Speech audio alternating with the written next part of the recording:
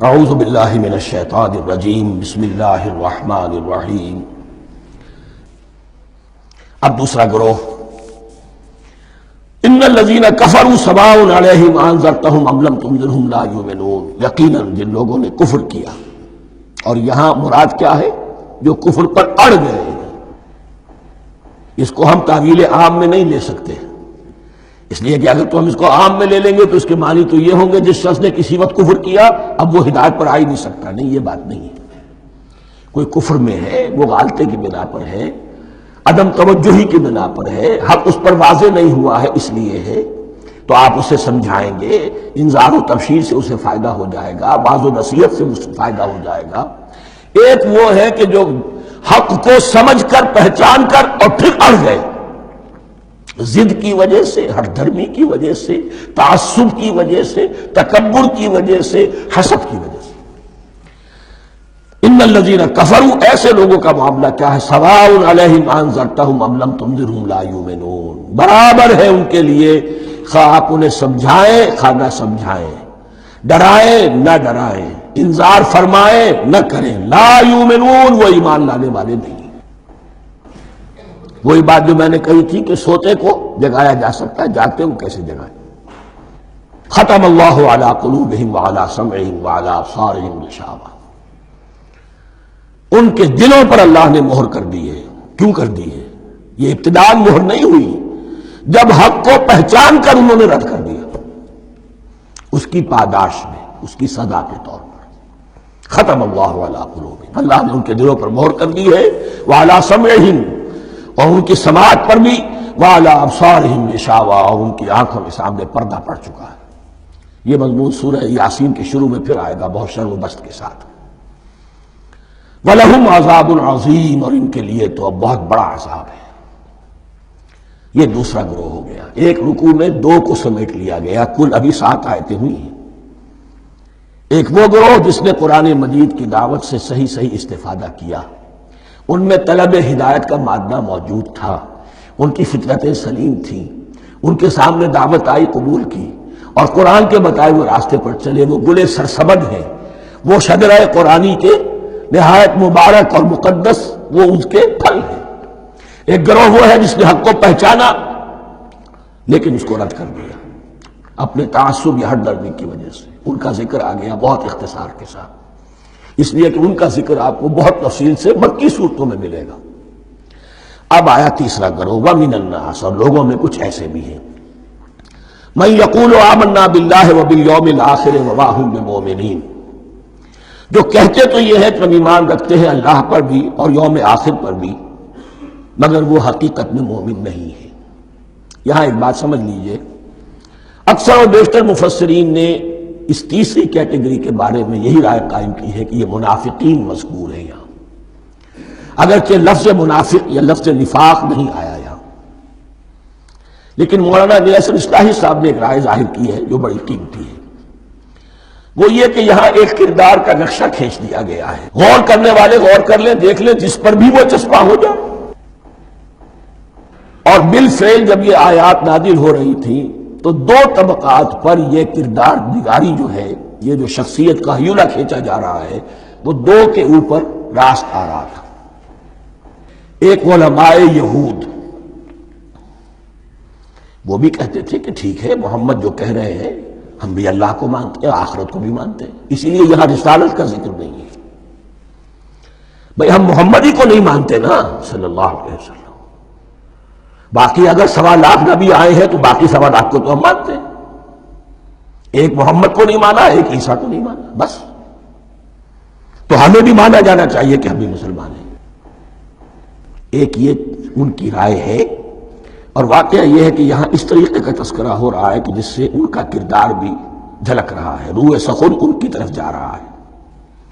مجھے یاد ہے اپنی 10ویں جماعت کے زمانے میں دہلی میں میں نے دیکھا تھا کہ ناٹ سرکس، وہاں کا ایک بڑی مارکیٹ ہوتی تھی، تو جوتے کی ایک دکان پہ بہت بڑا جوتا لٹکایا ہوا تھا، بہت بڑا، اور لکھا تھا free to home it fits, جس کے پاؤں میں یہ ٹھیک ٹھیک آ جائے وہ لے جائے۔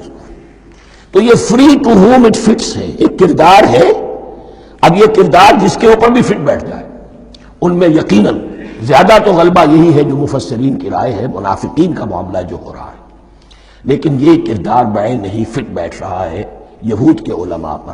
اور یہ بھی نوٹ کر لیجئے کہ جو مدینہ منورہ میں نفاق کا جو پودا پروان چڑھا ہے، بلکہ پودا نہیں کہنا چاہیے، جھاڑ جھکاڑ جو پروان چڑھا ہے، وہ یہودیوں کے زیر اثر، جیسے جنگل کے اندر بڑے بڑے درخت بھی ہوتے ہیں اور اندر جو ہے نیچے جھاڑیاں بھی ہوتی ہیں، تو یہ نفاق کا جھاڑ جھکاڑ جو ہے وہ یہودی علماء کا جو پودا تھا اور بہت بڑا تھا، اس میں کوئی شک نہیں، اس کے سائے میں پروان چڑھا ہے۔ ان دونوں میں معنوی ربط بھی ہے۔ وَمِنَ النَّاسِ مَن يَقُولُ آمَنَّا بِاللَّهِ وَبِالْيَوْمِ الْآخِرِ وَمَا هُمْ بِمُؤْمِنِينَ، اور لوگوں میں سے کچھ ایسے بھی ہیں جو کہتے تو یہ ہے کہ ہم ایمان رکھتے ہیں اللہ پر اور یوم آخر پر، لیکن وہ مومن نہیں ہیں۔ يُخَادِعُونَ اللَّهَ وَالَّذِينَ آمَنُوا وَمَا يَخْدَعُونَ إِلَّا أَنفُسَهُمْ، وہ دھوکہ دینے کی کوشش کر رہے ہیں اللہ کو اور اہل ایمان کو۔ لیکن یخادعون جو ہے یہ باب مفعلہ ہے، باب مفعلہ میں کشمکش ہوتی ہے، کشاکش ہوتی ہے، لہذا ترجمہ میں نے کیا کوشش کر رہے ہیں۔ وما یخدعون الا انفسهم، یہ ثلاثی مجرد میں آ گیا، اور نہیں دھوکہ دے رہے مگر صرف اپنے آپ کو۔ یہ یقینی ہے اپنے آپ کو تو دھوکہ دے رہے ہو، لیکن یہ کہ اللہ اس کے رسول کو، اللہ اور اہل ایمان کو دھوکہ نہیں دے سکتے۔ سورہ نساء کی آیت نمبر 142 میں یہ کھل کر منافقین کے بارے میں یہی الفاظ آئے ہیں، ان المنافقین یخادعون اللہ وہو خادعہم، یقیناً منافقین جو ہے وہ اللہ کو دھوکہ دینے کی کوشش کر رہے ہیں اور اللہ انہیں دھوکہ دے رہا ہے۔ وما یشعرون، انہیں اس کا شعور نہیں ہے۔ یہ بہت اچھی طرح نوٹ کر لیجیے، منافقین کی بھی اکثریت وہ تھی جنہیں اپنے نفاق کا شعور نہیں تھا، وہ اپنے تئیں سمجھتے تھے اپنے آپ کو مسلمان، وہ کہتے تھے یہ بے وقوف لوگ ہیں، محمد رسول اللہ کے بارے میں کہتے تھے یہ خام خواہ جو ہے انہوں نے لڑائی بھڑائی مول لے لی ہے اہل مکہ کے ساتھ، کیا ضرورت ہے، امن کے ساتھ جو ہے بات کرنی چاہیے۔ وہ سمجھتے تھے کہ ہم خیر خواہ ہیں، ہم بھلی بات کہہ رہے ہیں، یہ بیوقوف لوگ ہیں، دیکھتے نہیں کہ کس سے ٹکرا رہے ہیں، ہاتھ میں اسلحہ نہیں ہے اور لڑائی کے لیے جا رہے ہیں، تو بے وقوف تو یہ ہے۔ لیکن وہ سمجھتے تھے کہ ہم تو بڑے مخلص ہیں، ہم مصلح ہیں، تو ما یشعرون بہت ضروری ہے۔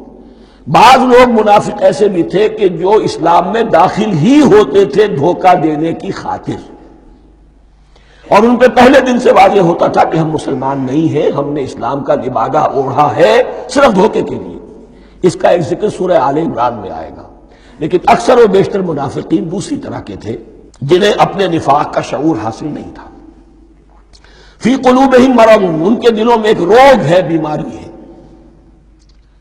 یہ روگ اور بیماری کیا ہے؟ ایک لفظ میں اس کو تعبیر کیا جائے، کردار کی کمزوری، ویکنس آف کیریکٹر۔ ایک شخص وہ ہوتا ہے کہ جو سمجھتا ہے یہ حق ہے، حق سے بعد آباد، اب جو ہو سو ہو۔ ایک حق کو حق پہچان کر رد کر دیتا ہے، وہ کافر ہو گیا۔ ایک حق کو حق پہچان کر آیا تو صحیح، لیکن ویکنس آف کیریکٹر کی وجہ سے قوت ارادی کمزور ہے، آخرت بھی چاہتے ہیں، دنیا کو بھی ہاتھ سے دینے کو تیار نہیں، یہاں کا بھی کوئی نقصان نہ ہو اور آخرت کا بھی سارا بھلا ہمیں مل جائے۔ یہ وہ لوگ ہیں در حقیقت کہ اس کو کہا روگ۔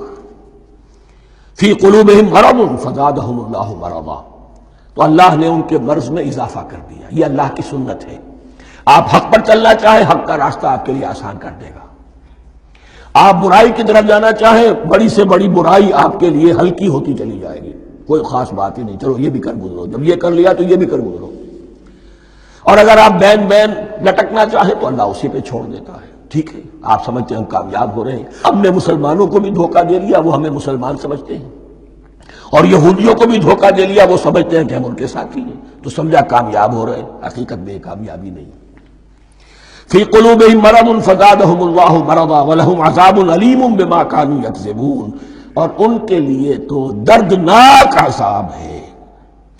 عذاب العظیم کا لفظ آیا تھا اوپر کفار کے لیے، وَلَهُمْ عَذَابٌ عَظِيمٌ، 7ویں آیت ختم ہوئی، اور عذاب علیم کا لفظ آیا یہاں، ان کے لیے دردناک المناک عذاب ہے۔ بما کانوا یکذبون، بسبب اس جھوٹ کے جو وہ بول رہے تھے۔ وَإِذَا قِيلَ لَهُمْ لَا تُفْسِدُوا فِي الْأَرْضِ، اور جب ان سے کہا جاتا تھا مت فساد کرو زمین میں۔ مراد کیا ہے اس سے؟ کہ جب محمد کو مان لیا کہ اللہ کے رسول ہیں، اب ٹھیک ٹھیک پیروی کرو، ان کے پیچھے چلو، ان کا حکم ہے تو جنگ کے لیے نکلو، ان کی طرف سے تقاضا آتا ہے مال پیش کرو، اور اگر تم اس سے کتراتے ہو تو فساد مچا رہے ہیں، جماعتی زندگی کے اندر فتنہ و فساد پیدا کر رہے ہیں۔ وَإِذَا قِيلَ لَهُمْ لَا تُفْسِدُوا فِي الْأَرْضِ قَالُوا إِنَّمَا نَحْنُ مُصْلِحُونَ، وہ کہتے تھے نہیں ہم تو صلح کرانے والے ہیں، اصلاح کرنے والے ہیں، ہم چاہتے ہیں لڑنا بھیڑنا کوئی اچھی بات نہیں ہے، ٹکراؤ تصادم یہ کوئی اچھے کام تھوڑا ہی ہے، بس ٹھنڈے ٹھنڈے دعوت دیتے رہو، جو چاہے قبول کر لے جو چاہے رد کر دے، خام خواہ یہ ٹکرانا اور یہ جنگ کرنا اور اللہ کے دین کو غالب کرنے کے لیے یہ قربانی دو اور یہ مصیبت جھیلو اور یہ مشقت برداشت کرو اور یہ چیز چھوڑو اور یہ ترک کرو، یہ کاہے کے لیے؟ وَإِذَا قِيلَ لَهُمْ لَا تُفْسِدُوا فِي الْأَرْضِ قَالُوا إِنَّمَا نَحْنُ مُصْلِحُونَ أَلَا إِنَّهُمْ هُمُ الْمُفْسِدُونَ وَلَٰكِن لَّا يَشْعُرُونَ، آگاہ ہو جاؤ کہ وہی ہے مفسد، فساد پھیلانے والے، اس لیے کہ محمد رسول اللہ کی دعوت ہے زمین میں اصلاح کے لیے، اس اصلاح کے لیے کچھ آپریشن کرنا پڑے گا، مریض اس درجے کو پہنچ چکا ہے کہ آپریشن کے بغیر اس کی شفا نہیں ہوگی، اب اگر تم اس کے راستے میں رکاوٹ بنتے ہو تو در حقیقت تم فساد مچا رہے ہو لیکن تمہیں اس کا شعور نہیں۔ الا انہم ہم المفسدون ولکن لا یشعرون، پھر دیکھیے نوٹ کیجئے شعور نہیں ہے، شعوری نفاق اور شے ہے، غیر شعوری نفاق ہے کہ جس کا یہ سارا تذکرہ ہو رہا ہے۔ صدق اللہ العظیم۔